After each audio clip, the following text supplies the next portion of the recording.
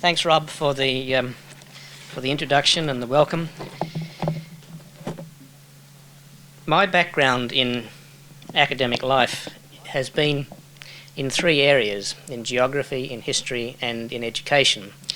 And I mention that really to give some sort of a warning for the rather unconventional address that I'm going to give, because I'm going to draw on each of those three areas: geography, history, and education. So can I say that this is going to be for you a learning experience about the far west of South Australia, that you are going to be the students, that I'm going to give the lesson, and therefore you're the captive audience. There's very little point in me talking to you about the far west unless you have a pretty good idea of what's there. There's no point in me talking to you about Charra and Uwarra and Nundru and Kurrabi and places like that unless you can put them on a map, shall we say, and this is the geography side of my life coming out. Therefore, you are getting a blank map. Well, it's not blank really, but it's got lots of blank spots on it, and you have 3 minutes to fill in the missing information. You will note that the far west in South Australia stretches from roughly a little to the west of Streaky Bay to Fowlers Bay, and that's given you two of the answers already. Yes, you may share your information with your friendly neighbour. Could I say that when I began this book more than 3 years ago, I didn't know most of these places either. But let me indicate what you should have. Starting in the south-east corner, that's Streaky Bay. A little to the left is Point Brown. Going above it, Smoky Bay, and the bay itself is Smoky Bay, of course. And just next to that is St. Peter's Island, the largest of the islands of the Noits Archipelago. To the north of Smoky Bay, the N is for Nungi-Kompeta, and the M is for Maramakla. St. Francis Island out there in Noits Archipelago, and the N arch is for Noits Archipelago. Just above St. Peter's Island, the D Bay is Denial Bay, but then the inner bay is Murat Bay, and on the point jutting into Murat Bay, the T is for Thevenard, C for Sejuna. The D Bay is the town of Denial Bay, even though it's in Murat Bay. The C to the left of that is for Charra. Above that, the U is for Uwarra. The K is for Coonabar. Back down onto the coast, the point B is Point Bell. The point S is Point Sinclair. The LM is Lake MacDonald. MacDonald as in Governor Sir Richard Graves MacDonald, and Port MacDonald. P for Penong. B for Bookerby. The F Bay is Fowlers Bay. The YHS is Yalata Head Station. Yalata Head Station. The C is for Kurrabi, and the N is for Nundru. So much for the pre-test. 60% was a pass. If you didn't make 60%, you must really consider your position. Let me turn then to some brief revision, and we'll do this orally, and I expect a good response from the class. Who was the exploring group that arrived on this coastline, first of all, in 1627? Hands up. The Dutch, yes, specifically? Noits and Thyssen, yes. Who arrived in 1802 from the opposite direction? Smart child down the front here, we can't... Flinders. Name some of the features on the coastline that Flinders, in fact, was responsible for naming. Denial Bay. Fowlers Bay. Streaky Bay, right. Who followed Flinders very closely, but in fact came back a second time a year later? The Frenchman, Bourdon. Yes, I think that's the way you pronounce it, Bourdon. I wasn't a great French scholar. Bourdon in Le Géographe. He actually explored better than Flinders. He didn't do it very often on the South Australian coast, but on this particular coastline he did, because Flinders named Denial Bay but didn't go very far into Denial Bay, and it was Bourdon who was responsible for naming Murat Bay, That's not strictly correct. He called it the Bay of Saints, but his lieutenant, who wrote up his reports later on, called it Murat Bay because they were trying to curry favour with Napoleon's relatives, one of whom happened to be Murat. But yes, Bordaan, responsible for names like Murat Bay, Thevenard. There's quite a few others there that I haven't included, which were named by the French and retained in our state's nomenclature because Flinders hadn't named them. They let the French names stand. And in fact, one of the interesting things about the place names of the Far West is that you have 4 different sorts of place names. You have the Dutch, in that you've got Noordse Archipelago, and the Dutch were responsible for naming St. Peter's and St. Francis Islands. The French names, the English names, 5, Aboriginal names, and 1 or 2 German names, because quite a few of the early settlers were of German descent. And I think that's probably unique in South Australia to have place names from 5 sources like that. Right, continuing with the general revision, who was the first explorer on the land? Yeah, where did he establish a depot? Not really. He sort of stayed in Streaky Bay for a little while, but he established a depot for quite a while at the only place we could find a reliable supply of water, Fowlers Bay, in the sand dunes behind Fowlers Bay. Right, so much for general revision. You all passed that. These are the notes. The basic bare facts of the history of the period that I'm looking at. As I said, this is the material that you really need to know to get through the examination at the end of the year. And let me take you briefly through the notes. The explorers, Flinders, Bordaan and Eyre, made quite discouraging reports about the area. They weren't at all impressed. They talked about it being scrubby, dreary landscape, no trees, a cheerless, unimpressive landscape all told. Pastoral settlement moved slowly up the west coast from Port Lincoln. It reached the Streaky Bay area in the 1850s. Then there was an F. Miller and W. Dutton who made a brief reconnaissance beyond Streaky Bay in 1857, and they were the first to make some sort of an optimistic report of the area. It was a private group looking for possible sheep farming land, and it was viewed with a certain amount of suspicion, notably by the Commissioner of Police, Major Warburton, who was an explorer himself and was not impressed with the area generally. So he asked Constable James Geraghty to take a party to investigate basically the claims made by the Miller-Dutton report, which strangely got printed in the parliamentary papers. Anyway, as I said, Warburton was a bit suspicious of it. He set up this party led by James Geraghty.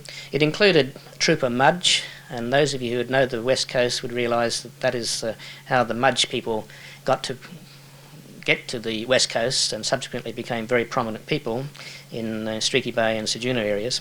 Trooper Mudge went, and Messrs. Syme and W. Swan, who were pastoralists looking for land to lease for sheep farming. The Geraghty party spent June and July of 1858 beyond Streaky Bay. They named Lake McDonnell after the governor. They reached Fowlers Bay, and they actually travelled in a year which was very wet, so the land to them looked very impressive. W. Swan was impressed with the country inland from Fowlers Bay. And in partnership with Robert Barr Smith, he applied for pastoral leases in the area. He had a head station which he called Yalata, operating before 1860. There were other pastoral leases between Streaky Bay and Fowlers Bay, and I've named them there. There was the one for Miller and Maribel, which they called Noonong, the one for Dutton and Brown, which they called Charra. Our Love had Athena, Woolridge and Heath had Smoky Bay, and Horson had Point Brown. But by the middle to late 1860s, when most of the pastoral leases came up for renewal, the only partnership which was prepared to sort of tough it out, and it was really a matter of toughing it out, was the partnership of Barr Smith and Swan. And eventually they took over all the other pastoral leases. So much so that they controlled most of the land from Fowlers Bay to Smoky Bay. And this became the very large Fowlers Bay Run. I made a brief calculation yesterday. It would have been about the same size as Israel. And between the years 1868 and 1888, this was the Far West. It had a head station, which was called Yalata. about 10 kilometres inland from Fowlers Bay. The major outstations were Kelowna, Penong and Charra, and there were minor outstations at Bookaby, Kundalippi, Nundroo, Pintumba and Padinga. Bar Smith and Swan employed a series of managers, the principal one being George Murray, who began there as a jackaroo and eventually spent most of his life as the boss at Yalata. Fowlers Bay was the main access point for the run. It gained a police station in 1866, a telegraph station in 1877, several private dwellings and eventually the Globe Hotel. The problems of the run were firstly the dingoes, which were controlled as best as possible by the shepherds originally and later, of course, by dog-proof fences. The Aborigines, who were controlled by the resident police officer, they were never numerous and they were never a serious problem, and the evidence points to the fact that they had an extremely good relationship with George Murray, the manager of the overall Fowlers Bay Run. Kangaroos were an enormous problem because they were so numerous, and kangaroo hunting was a full-time occupation for quite a few men who employed Aborigines to help them. Water supplies were then, and have been ever since, an enormous problem because good underground water from wells was always hard to find. Bar Smith and Swan developed the run in the following ways. They sunk some good wells, and these became some of the best-known place names in the far west: Bookaby, Penong, Charra, Currabee. They built many shepherds' huts. They built wool sheds at Yalata, Penong and Charra. They brought sheep from the southeast of the state by ship originally and then overland from Port Lincoln. They employed numerous people: shearers, kangaroo hunters, teamsters, well sinkers, shepherds, a variety of station hands. And eventually they made a success of the Fowlers Bay Run. By the mid-1880s it carried 120,000 sheep and its wool clip exceeded 1,800 bales. All the pastoral leases were due to expire in 1888, and there was considerable debate as to whether they should be renewed or whether the land should be subdivided for agricultural use. Harry Bartlett, a York Peninsula politician who had the support of small farmers, campaigned vigorously to have the land made available for farming. In his parliamentary speeches, he referred to the far west as the California of South Australia. Amongst his colleagues, it was called Bartlett's country, even though they knew Harry Bartlett had never ever seen it, and to the best of my knowledge, never ever did. The Commissioner of Crown Lands asked 3 practical farmers to inspect the land and to make a report to Parliament. They were William Earl, who came from York Peninsula, Peter Anderson and George Mayers, who came from further down York Peninsula, more the Streaky Bay, Elliston way. Earl, Anderson and Mayers thought the land was suitable for farming and recommended subdivision. George Murray, who was seen to represent the pastoralists or the squatters' interests, wrote a lengthy letter to the Register where he said the report was exaggerated and misleading. Nevertheless, the government sent 3 surveyors to the far west in 1888 with instructions to cut up the land into suitable farming blocks. A Western Lands Board received applications for agricultural land, and it was made available on either right to purchase lease or perpetual lease, and this was the first time this was done. One of the aspects of the report from Earl, Anderson and Mayers was that it was about time something was done to make farming land available on lease. Pastoral land had always been available on lease, but farming land hadn't, and the government in 1887 brought in an act to allow right to purchase leases and perpetual leases for agricultural land. The first blocks were allotted in July of 1889 in the Charra Denial Bay area, the hundreds of mole, Bartlett, corn and cat, and then other hundreds were opened up in 1890, 91, 92 and 93. The blocks at the top end, and they do call it the top end, it's the area Penong to Fowlers Bay. These blocks were made larger to combine grazing and cultivation.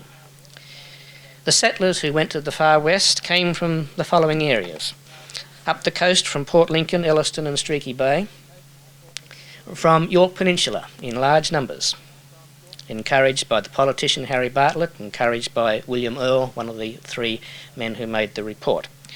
Large numbers from the mid-north of the state, and a few came from Victoria and from some of the southern parts of the state. And initially, particularly for the people from York Peninsula and the mid-north, it looked like a good deal because it was the time before superphosphate. They were farming small acreages, 640,000 acres maybe.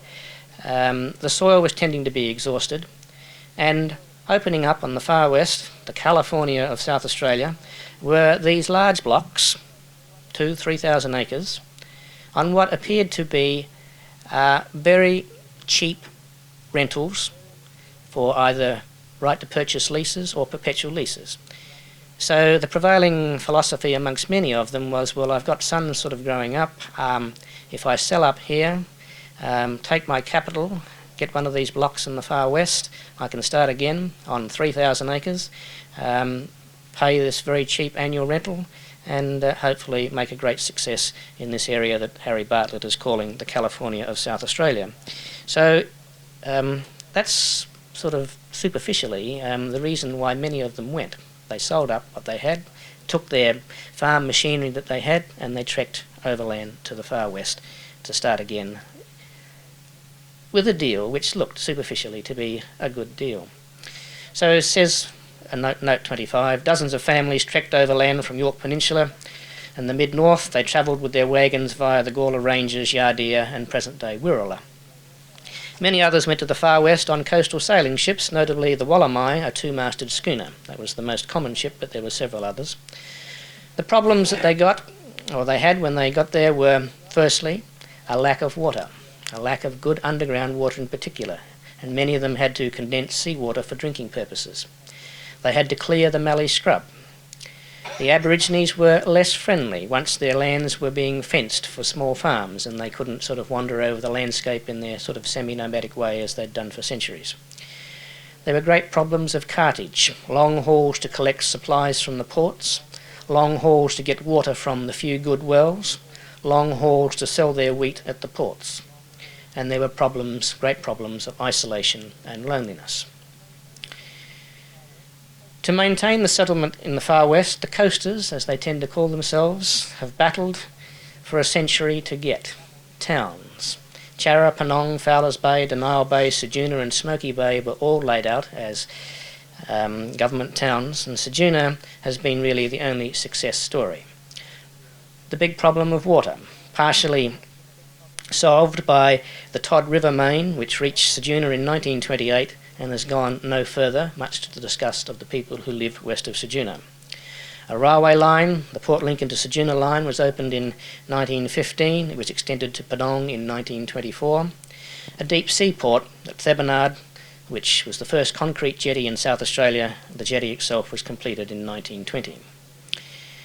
The Aboriginal problem has never been completely solved, despite excellent work by the Lutheran Church at the Cunaba Mission, and more recently the Far West Aboriginal Progress Association, which is known locally as simply FWAPA. You would know from press reports over the years that they do still have problems, but if you take a long-term view, it is quite noticeable that there have been many improvements in the way in which Aborigines live in the far west. In fact, the book, the chapter that I most feared writing for the book, Life on the Edge, was the chapter about the Aborigines, but many of the people who have read the book have subsequently said that they think it's probably the best chapter in the book and that it does show an encouraging overall sort of progress for the Aboriginal people in the last 100 years. 100 years after agricultural settlement, it's still a debatable point as to whether the Commissioner of Crown Lands should have accepted the report of the three practical farmers in 1888 and authorised the subdivision of the Far West pastoral domain into agricultural holdings. In years like the present year, you would say that yes, they were right because they are having a good year. But in years like last year, where they had an appallingly bad year, you would say that no way should they have opened this country for farming. It should have been left as one vast sheep grazing property. The last page of the handout is just a bit that I wrote to try and explain the title that I chose for the book. Life on the Edge, the Far West Coast of South Australia, is a title chosen with care. It states the area the book deals with and it hints at a condition bred by the area and its economic and social forces. The Far West is on the edge of the Southern Ocean. It's on the edge of the Great Victoria Desert. To the rest of South Australia, it's also on the edge of the closely settled land. Life in the far west has struggled on the edge of poverty, on the edge of loneliness, and on the edge of racial tolerance. And yet for some, the far west is the inviting sea, the memorable sunsets, the King George whiting, the lobster salads, and the friendly egalitarian society of the coasters, a place on the edge of paradise. Right, so much for the notes. As I said, they're the bare bones of the information, and you will need to revise them before sitting for the final examination. What am I down to? To the visual reinforcements, aren't I? So someone could operate the projector for us, thanks. These were the... Perhaps I better speak into this. These were the maps of the pastoral leases published in the parliamentary papers in 1887, 1888, and this was the one for the Fowlers Bay Run, and it's really only a portion of it. Fowlers Bay down in the bottom left-hand corner. But if you look at it, you can understand why most of the place names of the far west came to be what they are, because the early pastoralists adopted so often the Aboriginal names. This is Currabee Paddock. There's a town of Currabee. Coringaby Paddock. There's a community of Coringaby. Pindumba Paddock, and that's still a well-known name in the far west. Boree Paddock. Glenboree is a locality still in the far west. Bookaby Paddock. The paddock names have been retained in the far west as locality names, and it goes on Penalumba Paddock, Kundalippi Paddock, Penong Paddock, and this was Penong Station, which was a major outstation of the Fowlers Bay Run, and it continues on, and this is approximately the location of Sejuna, but this is the Charra area. Watraba Paddock. Watraba is a well-known locality in the far west. Lake McDonald is there. Charra Station, or Charra Outstation there. Athena Paddock. And it then continues with a bit of a gap in between, which wasn't really controlled all the time by Bar Smith and Swan, but extends down to Point Brown, and this was known as the Point Brown Station, owned by Smith and Swan for a time, but they actually disposed of it to a different group. This is the Maldaborough Paddock, which became known as Miltaborough, and there's a Miltaborough area school which is about there. The Carrawa Paddock, and Carrawa is a well-known locality in the far west. Now this is extremely atypical of the far west. It was taken a few months ago in the middle of a very good season. But it's meant to illustrate the fact that many of the original shepherd's huts are still in the landscape. This one was upgraded somewhat and turned into a school, and it's the Wookata school, what used to be the little one-teacher Wookata school, but originally was one of the shepherd's huts, of which there are many, mostly in ruins, still dotted throughout the far west. Thanks, Bob. This was the Currabee hut, now in ruins, but it also briefly was a school at Currabee, but originally it was a shepherd's hut. Thank you. This is Fowlers Bay, a very interesting area, interesting because of its massive dune field in the background there, and this, the old telegraph station, built in 1877 as part of the overland telegraph from Adelaide to Perth. The link from here was from Fowlers Bay to Eucla. And notice how close the dunes are. They appear to be overwhelming the telegraph station. This photograph was taken in 1910. And in 1910, this was the flourishing Globe Hotel. This was the original police station, and these were private dwellings. The dunes now cover virtually all of that. So they are mobile dunes. This was Yalata Head Station, built by George Murray, but not until 1913. He lived in a much smaller dwelling than that, but when he eventually got ownership of a portion of the station himself, this was the home he built for himself in 1913, but he only stayed on until 1922, and all that's left of Yalata Head Station today is that. But Yalata Head Station ruins are interesting in themselves. The old stone sheepyards, they were the shearers' quarters, the wool shed at Penong, and behind it is the overseer's home, which is occupied today by a descendant of the Murray family. That's the little graveyard at Yalata head station. It's about a quarter of a mile behind the old house. It's got one very interesting grave. This gentleman, Richard Thelwell Morris, who, as it says there, was an explorer. He explored from Fowlers Bay northwards right across the continent, getting up to Wyndham and areas like that, and passing through the Musgrave Ranges and so forth. And he was very much, as I'll elaborate later on, the wild man of the Wild West. Water in the far west has always been an enormous problem, and this is Penong's water supply, a collection of windmills on what's called Anjutabee Flat, which is just next to Penong, and each of those windmills is privately owned, and it pumps water up a slope into the town to either the hotel, the church, the school, or to private dwellings. And that's the way they have to get their water in Penong. In other parts of the far west, they have these huge underground tanks. This one is the Marn tank, and as it says there, the water fee is $5 per 1,000 gallons. That's what you have to pay if you're a non-member of the Marn Tank Farmers Committee. Early settlers lived in dwellings like this, pug and pine huts, though by the 1890s galvanised iron was very popular, and many of them built themselves dwellings like this. This one's at Smoky Bay. And I love this one. This is the first home of an Albert Blumpson and his wife just after their wedding. That's standing at the front door of their galvanised iron cottage. And if you know what the temperatures are like on the far west in summer, you can imagine what a hot box that must have been. And many of them haven't done very much better than that, or that's probably being unfair. One of the things that the coasters tend to be a little proud of is that they have no snobs in the far west, and this is simply because nobody over there has ever made enough money to be a snob.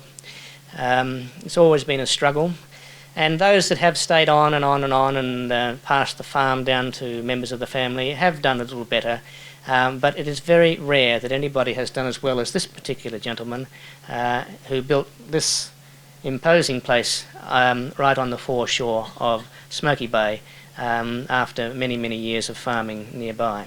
But that tends to be very much the exception for a dwelling in the far west. I think I mentioned that a large number of Germans went to the far west, mainly from York Peninsula. The Denial Bay area in particular has a pronounced sort of ethnic cluster, if you like to use that term, of German descendants. This is the cemetery for the Denial Bay Lutheran Church, and most of those tombstones have their inscriptions in the original German language.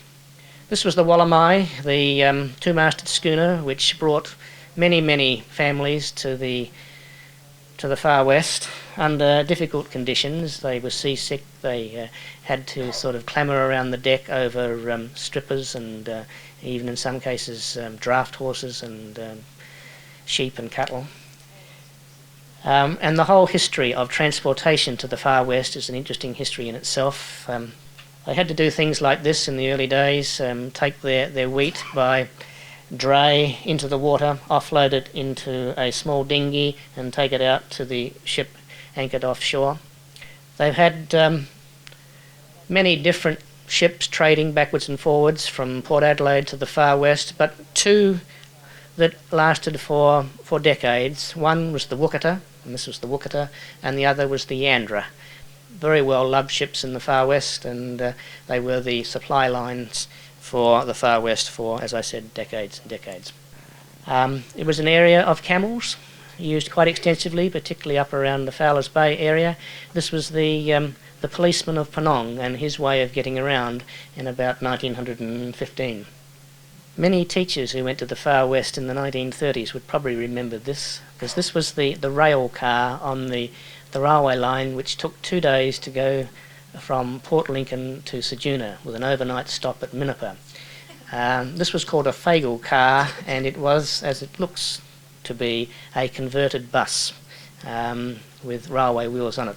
And you climbed into that and chugged off at about 15 miles an hour on your way to your one teacher school somewhere in the far west.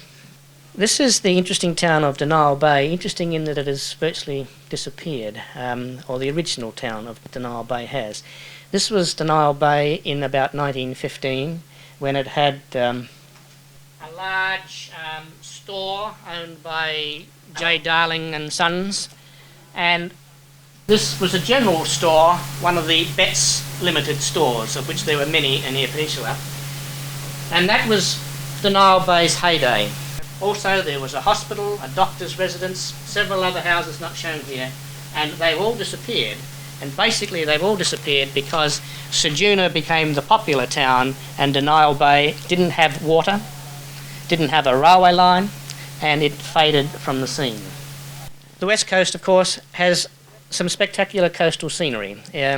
One of the alternative names for it is the Western Bays. It's probably a better name in some respects because it's got these beautiful Western Bays, lovely vistas of sand dunes, a very scenic area, particularly along the coastline. It's got the Lake McDonald gypsum deposits, which are the largest in Australia. It's a marvellous area for all sorts of aquatic sports, and this was one of the regatta days in recent years. The Murat Bay Sailing Club is very popular and conducts races where a couple of national events have been held there in recent years. It is a very, very popular sailing area. Scenic in many areas where the Todd water has been made available. Ceduna is an attractive town because it has Todd River water, which they can use to irrigate the lawns along the foreshore, to keep a median strip like this down the main street looking attractive. If you go to Penong, of course, where they haven't got any of that sort of water, it's just a dry, desolate town nearly all the time. Ceduna is surprisingly well off for accommodation. This is the Community Hotel Motel, which I stayed at many times and is equal, as far as I'm concerned, to any of the motels that I've stayed in South Australia.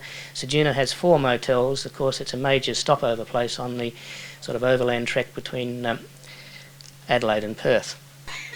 Even Nundroo, which is really getting to the far, far west, has an attractive motel, hotel and restaurant complex on the Air Highway. The far west has some quite magnificent sunsets. Now, I'm down to the embellishments. The interesting bits that you can add to the basic sort of facts about the history of the area. We're all aware that the Americans have made a great deal about settling their west. And it's probably best illustrated in that long drawn-out Hollywood epic, How the West Was Won. In a more modest way, I think we've got the material for our own production, which we might call How the West Was Won, in brackets, in South Australia. And what I'd like to do is to provide some rough working notes for background material for this little epic. And if there are any scriptwriters or movie directors in the audience, please feel free to plagiarise all this material and to turn it into our own little bit of propaganda about winning the West in South Australia. So, if we produce this book, How the West Was Won, this film, How the West Was Won in South Australia, first of all, we need a cast. And we should begin with some hero-like characters, and number one would perhaps be James Geraghty. He was a legendary policeman of the West Coast. In addition to leading that reconnaissance party in 1858, he was involved in skirmishes with Aboriginal. An obituary in the Adelaide Observer suggested that in his prime he was a conspicuous person on the West Coast. His tall, handsome figure, his long, curling, iron grey hair, his active, masterful manner, his wit and repartee, his good nature and wonderful knowledge of bush life combined to make him not only a valuable police trooper, but also an excellent companion in bush travelling. For his services in leading the investigation of the Denial Bay and Fowlers Bay country, Geraghty was officially thanked by the government and given an annuity of £50. So I think, yes, we can make Geraghty one of our heroes. He would be our answer to America's Wild Bill Hickok. We could also have an answer to Wyatt Earp, the legendary sheriff of the far west of America. And this would be Corporal Tom Richards. the Fowlers Bay policeman for 17 years between 1867 and 1888. Richards deserves to be remembered as one of the great pioneering policemen of South Australia. He worked mainly on his own for those 17 years, though occasionally he did have an assistant, and substantially it can be said he kept the peace. It was no mean feat in what was really the Wild West, 200 kilometres beyond his nearest other police station, which was at Streaky Bay. Richards patrolled an area about the size of Ireland. His local knowledge was such that it was used by two well-known explorers. When John Forrest was trekking from Perth to Adelaide, doing the reverse of what Edward John Eyre did, he did it in 1870, and when he was nearing Fowlers Bay, Richards went out on horseback to escort him into Fowlers Bay. And when Ernest Giles made a journey from Fowlers Bay to Beltana, he used Richards as a guide to take him as far as Aldea. Richards was also a drunkard, and although he apparently had no white children of his own, there was and still is a large number of Aboriginal people in the far west that take the surname Richards. Nevertheless, he was, by all accounts, a very good policeman. He was eventually promoted to sergeant in 1884. He went to Port Augusta, later to Mount Barker and Moonta, and had a distinguished career. So we could make Richards one of the heroes of our film. When we get to looking for a heroine, it was, like so much of our 19th century history, very difficult to find information about women. But there was one that does stand out like a beacon and should be given a starring role in our movie, and that was Mrs. Thomas Richards. And unfortunately, I don't know her Christian name. She was Mrs. Thomas Richards. But I know a lot about her because she wrote a diary, a very, very good diary. Unfortunately, it's only extant for the years 1881 to 1884. It's in the Mortlock Library, and it details 3 years in the life of a remarkable woman. I'll quote from it many times, but this is what I said by way of introduction. It's unfortunate that Mrs. Richards' diary is extant only from 1881 to 1884. It's not known whether she kept one before that, but since she seemed to be an avid writer and an intellectual woman, it's probable that she did. Besides writing, she collected botanical specimens for Baron von Mueller of the Victorian Botanic Gardens and rock specimens for the renowned geologist Professor Tate. These she sent off from time to time on available boats. In 1877, she was given the honour of sending the first message from Fowlers Bay to Eucla when that portion of the telegraph line was completed. The diary is full of details about the household chores, what she cooked for meals, cockles and periwinkles sometimes, and her inner thoughts about her life and her husband. He forgot her 38th birthday on the 15th of August in 1883. But interspersed amongst all this, there are many fascinating references to life in the Far West community. Mrs. Richards was prim, proper, but she was also compassionate. Consider, for example, a couple of the references she made about the Aborigines. In May of 1883, she wrote that there was a mob of blacks that had come into Fowlers Bay this morning and brought me a wombat, and we're going to try him as fresh pork. 2 days later, she wrote, we had wombat chops with fried onions for breakfast. And in July of 1881, she wrote about her visit to the blacks' camp to see poor Nellie, a lubra who had been ill for a long time and lost the use of her lower limbs. She took her some lollies and some cake. So, Mrs. Thomas Richards, certainly a heroine of the Far West and could be a heroine in our movie. Amongst the heroes, we could include the grand old man of the West. He went there as a boy and stayed on for 50 years, guiding its development through many trials and tribulations, and this was George Murray, who was a relation of the better-known Alexander Borthwick Murray. He went to Fowlers Bay as a jackaroo when he was 12 years old. He subsequently became the manager of Yalata Head Station, and he stayed there until 1922. He supervised the development of the Fowlers Bay Run, and when it was subdivided, he stayed on in a lesser capacity as one of the owners of a fragment of the run extending out towards the Nullarbor. His obituary in the West Coast Sentinel was very flattering.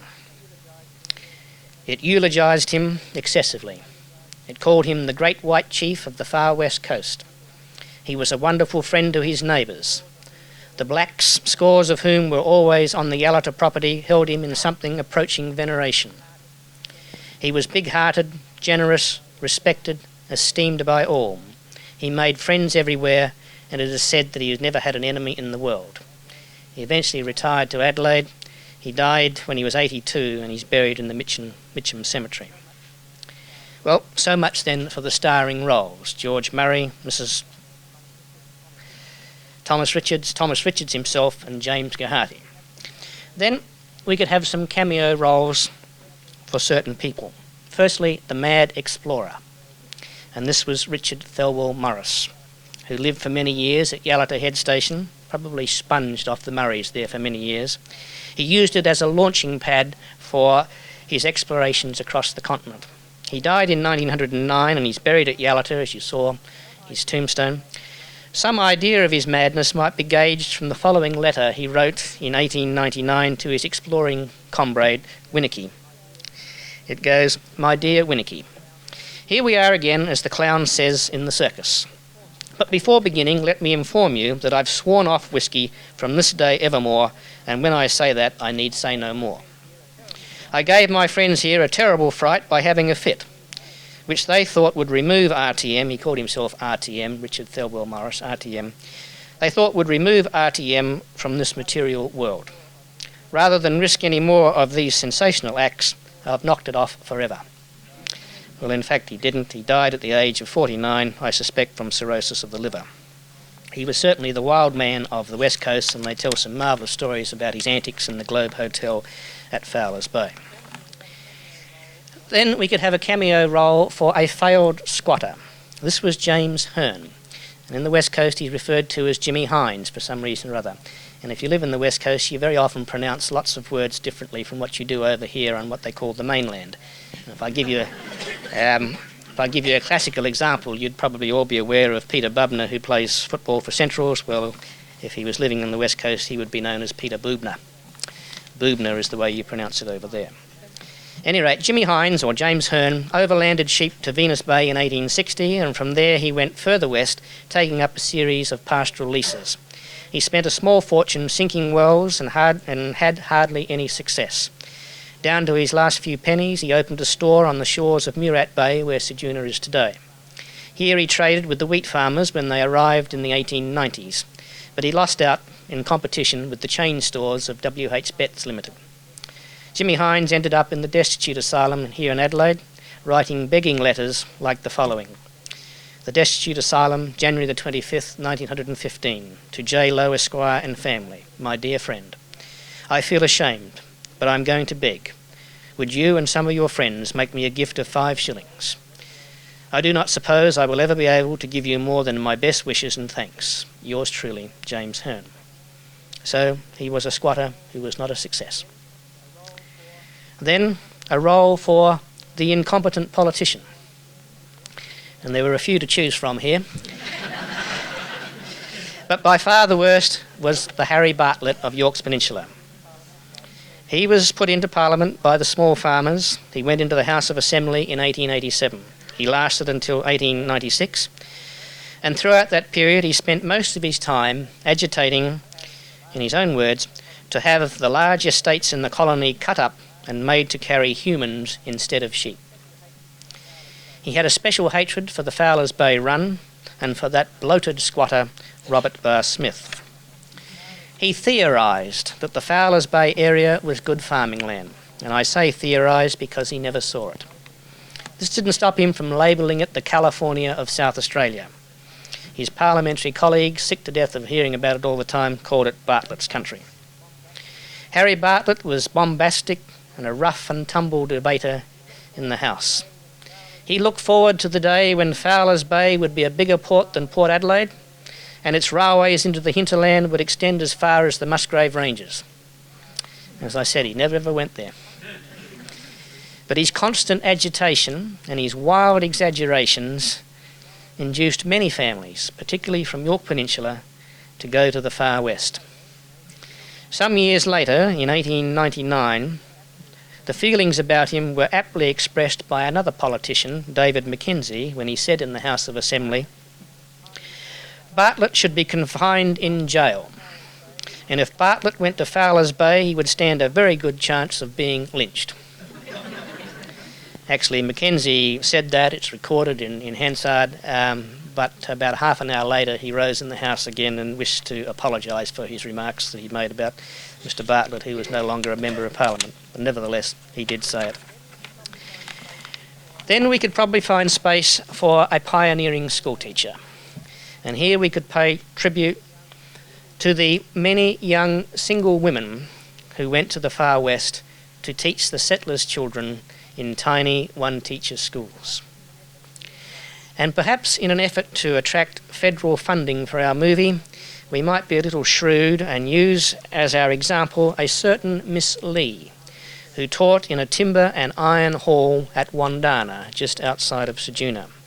By all accounts, she was an excellent teacher, but later she gained greater fame as a mother.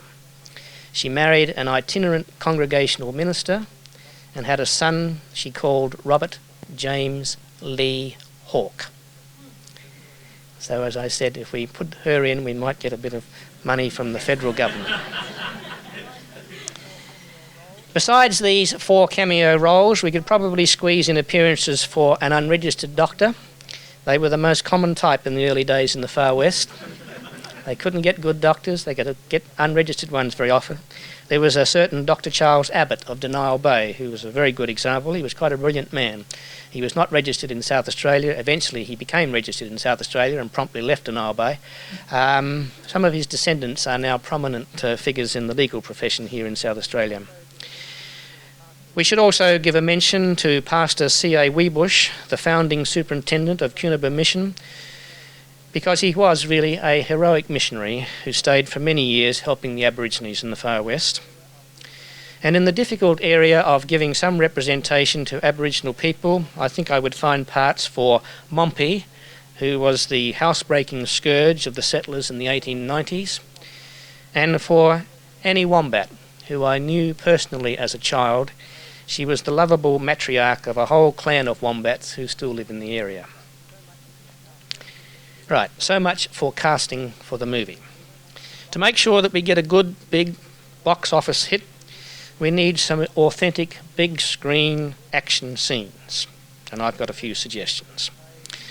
First, we need to convey the feeling of the wild, wild west. Some of this we could do with reconstructions, quite authentic reconstructions of activities in the Globe Hotel at Fowlers Bay. But for genuine realism, we could borrow some of the imagery portrayed in the diary of Mrs. Richards. Here she gives accounts of the sailing ships in the 1880s bringing in cargoes of bottled beer. They were occasions when all the able-bodied men in the district went on a spree. In June of 1882, after one such spree, she had this to say about Trooper Le Mesurier, who lived with them. He went to bed delightfully drunk, was sick all over the clean bed, and that was not all. I was never more disgusted.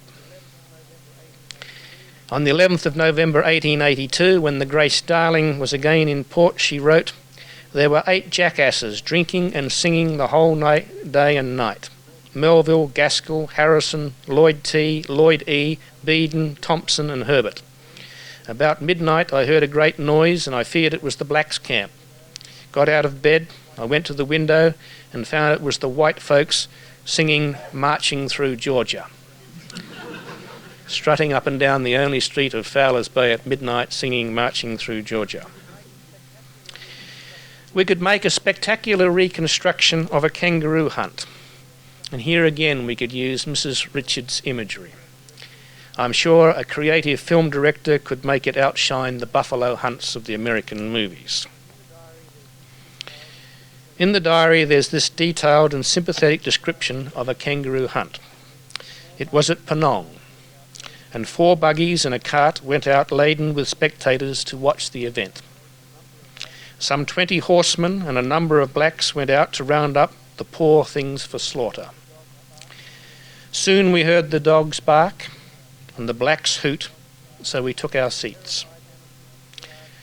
The terrified animals charged down a narrow race into a well-constructed yard, and Mrs. Richards wrote of them as poor things, hopping wildly around the yard, then sitting up with hands clasped on their chest, their poor hearts beating fast with fear. A little later in the description it was, while these poor things were being killed and scalped, we ladies went off to choose a place for lunch.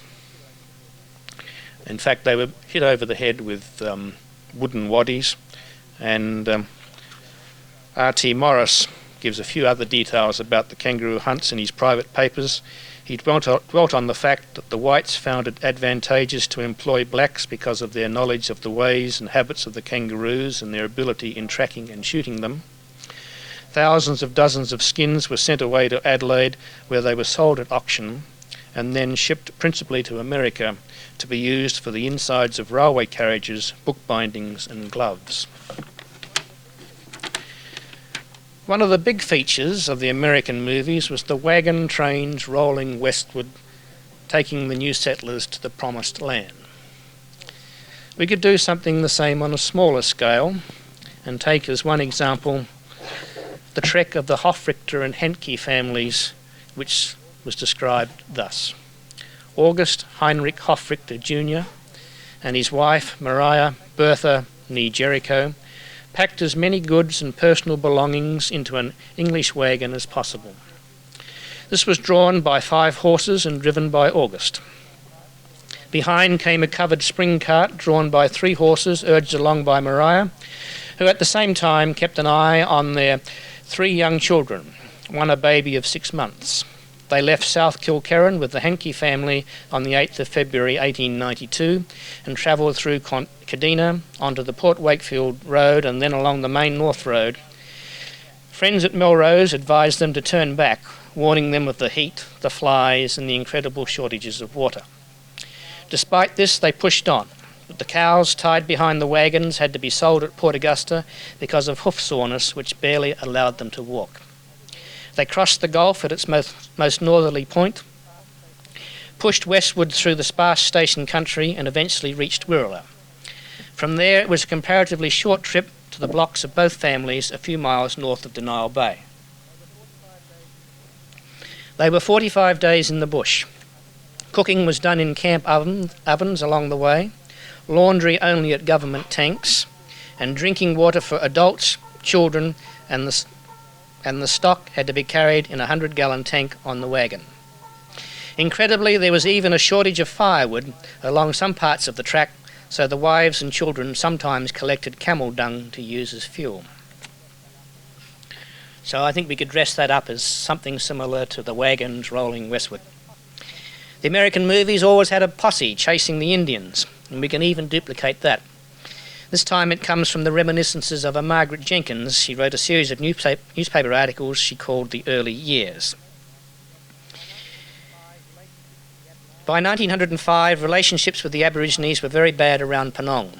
Wild and uncivilised natives were coming in from the north, robbing the settlers of everything and keeping them constantly in fear.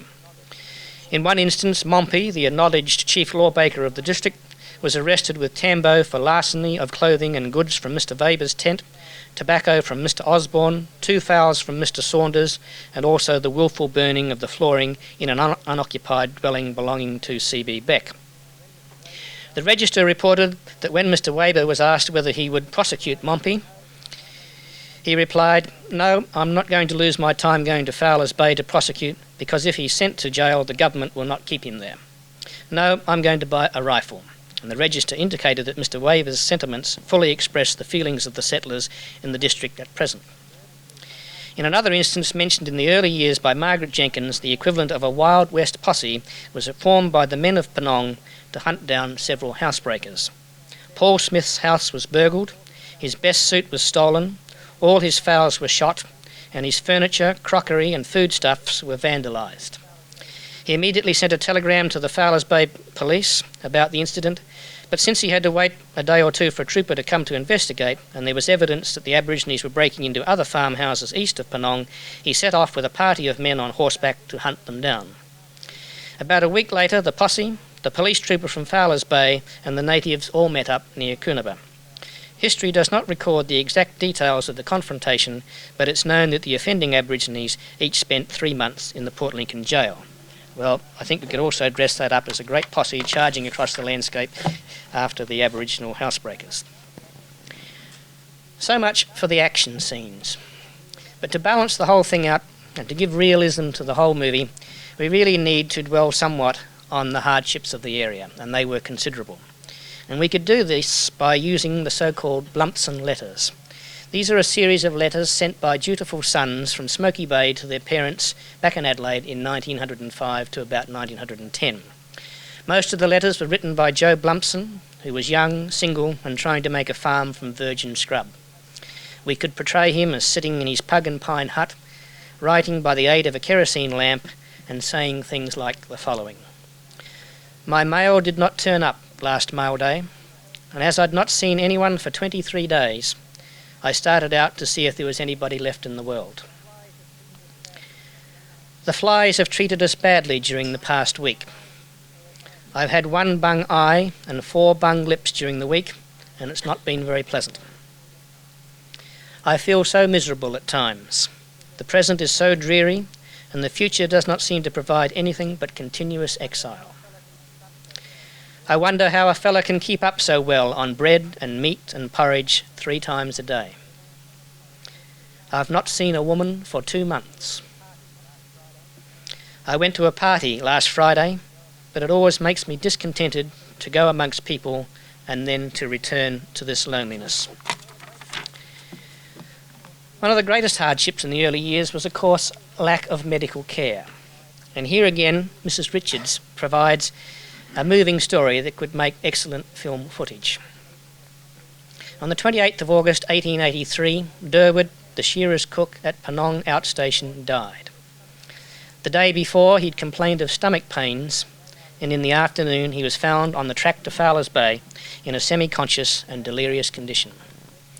He was taken back to the Penong homestead, where mustard plasters were applied to his stomach, and 2 men sat up with him all night. Durwood alternately raved in a delirious manner or screamed with pain. At 8 a.m. he died. Several shearing mates made a coffin out of some old thick wood and covered it with a wool bale. Some others dug his grave on the hill behind the station buildings. Trooper Richards, who was staying at the station at the time, rode off in haste to report the death to Mr. Lloyd at Wookata Station, and the body could not be buried until he returned.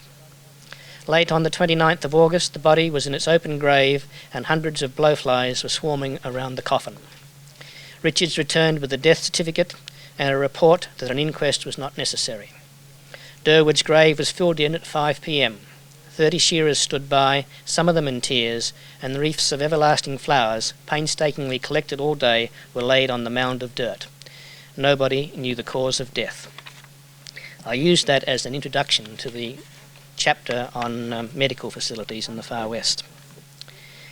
After the tragic stories, it'd be good to end the film on a happy note. And the Murray Mudge wedding of 1921 would perhaps be the best example. Amongst the joyous occasions, there was no greater celebration than the Murray Mudge wedding on the 19th of April 1921. Jessie Hillam, youngest daughter of Mr. and Mrs. George Murray of Yalata Head Station, married John Orwin, eldest son of Mr. and Mrs. T. Mudge of Streaky Bay. As the West Coast Sentinel noted, the happy couple were members of 2 of the oldest and best-known families on the coast. The ceremony was conducted by the Reverend J.B. Drabble of Murat Bay in a temporary church erected on the western frontage of the Yalata homestead. The bridesmaids were Mrs. Maggie Murray and Ethel Mudge, sisters of the bride and groom respectively. Mr. Tom Keane and Mr. Doug Warmington, friends of the groom from his AIF days, were the male attendants. 300 guests sat down to a sumptuous wedding breakfast. Mr. R. Nichol acted as toastmaster. After the breakfast, there was dancing in a portion of the homestead that had been converted into a ballroom. The house and verandas were beautifully decorated, featuring the celebrated Yalata maidenhair fern, and a especially pleasing feature of the function was a corroboree by the natives living in and around Yalata. So that could be the big finale, the big wedding, dancing, the corroboree, and a joyous occasion to wind up our movie. There are many other suggestions I could make about our movie, of the Far West. And although I've treated it all in a rather light-hearted manner, I hope I've made my basic point, which is that the Far West has a most interesting history. It's been sadly neglected in the overall history of our state, and I hope that the book, Life on the Edge, will do something to change that. Thank you very much. Most of it's still held under lease, the land run. There are a few people who have freeholded their blocks, yes, but most of it is still held under leases of various types. A lot of the leases have changed over the years and they're now collectively called miscellaneous leases. But yes, if you're ever in the Lands Department and look at a map they've got there of the amount of leasehold land in South Australia, it's quite staggering just how much there is. But yes, I do know that some have freeholded their blocks, but they tend to be the exception. Sorry? The ship and the school, Wookata. Now, Wookata is a well-known locality just west of Kurrabi, and yes, they took the name from the Wookata when they named the ship. It was the West Coast Shipping Company. It was a company set up by a group of West Coast people, but eventually amalgamated with the Adelaide Steamship Company. But they wanted a West Coast name. And they did the same thing with another ship that replaced the Yandra. It was the Yalata. They called it the Yalata after the Yalata place name of the Far West. Yes, I had to write half a page or so about the Stewart case in the book, and I tried to write it very much from the perspective of the coasters, who were very incensed about many of the aspects of the case and who put together a petition asking that the death sentence should be carried out. It was a shocking case in the Far West and is still well remembered. Of the camel drivers, yes, but not a lot of hard evidence, Patricia. The camels used to trade between the Tarcoola area and the Wilgina Station country because that was the closest port to come down to Murat Bay. And there were Afghan camel men who had a regular route right up until about 1916, 1917. And in fact, if you look at the original purchases of the blocks of land in Ceduna, two of the prime blocks were bought by gentlemen with Afghan-type names who gave as their occupations camel herders. What eventually stopped that trade, of course, was the East-West Railway line when that was put in about 1915 or 16. But George Murray kept a camel team at Yalata head station, and he used to use it to cart his wool bales from some of the outlying areas down to Fowlers Bay. Yes, he was Price Morris's son, who he eventually disowned. He gave him a marvellous education in places like Belgium and Switzerland and so forth, brought him up very well, but when he sort of grew up to be a wild young man, Price Morris disowned him.